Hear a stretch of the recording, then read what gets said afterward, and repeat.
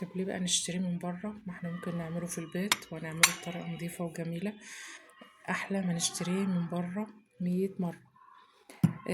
ده طبعا ايس كريم المانجا. هكلمكم بقى عن فوائد ايس كريم المانجا قبل ما ندخل نعرف احنا ازاي هنعمل ايس كريم المانجا بثلاث مكونات بس.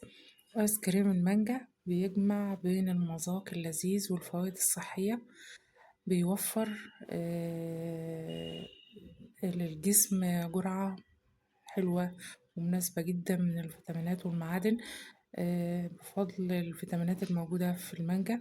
المانجا طبعا من الحاجات المهمة جدا للعين، تحتوي على فيتامين A وفيتامين C، ويحتوي كمان على كالسيوم. وطبعا بيوفر طاقة جيدة للجسم.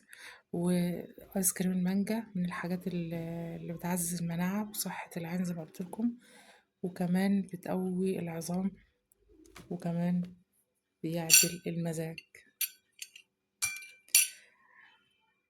يلا بينا نشوف هنعمل آيس كريم المانجا ازاي. تعالوا بقى بمناسبة الحر اللي احنا فيه نعمل آيس كريم مانجا. هنطلع المانجا اللي عندنا اللي في الفريزر بقالها شوية، نطلعها متلجة زي ما هي كده ونقطعها قطع. تعالوا يلا نشوف هنعمل ايه. بثلاث مكونات بس هنعمل أحلى آيس كريم مانجا.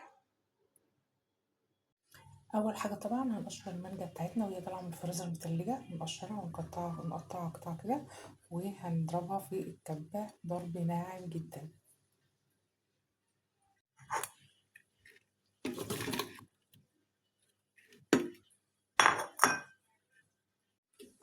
كوباية سكر، أو لو عندك حليب مكثف محلى ممكن تحطي حليب مكثف محلى. مفيش عندك هنحط سكر وبس.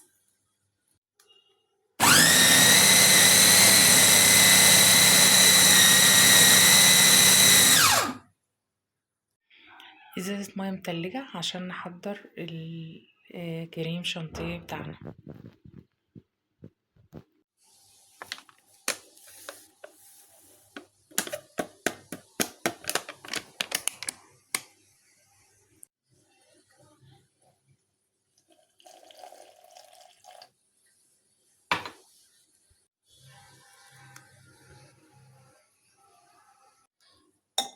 والايس كريم بتاعنا بقى جاهز، هنحطه بقى على المانجا ونضربهم ضربة تانية في الكب.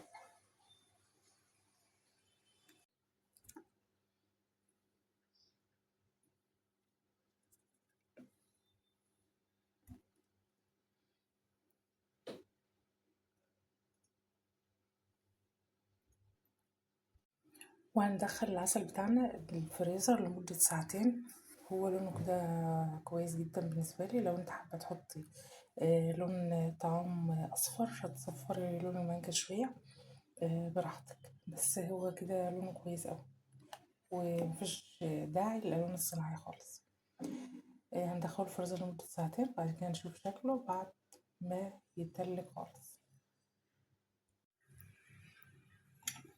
شايفين الجمال ده؟ شكل الايس كريم الجميل بتاعنا اهو. هنقدمه بالمنظر ده. هكلمكم دلوقتي عن فوائد المانجا وفوائد ايس كريم المانجا.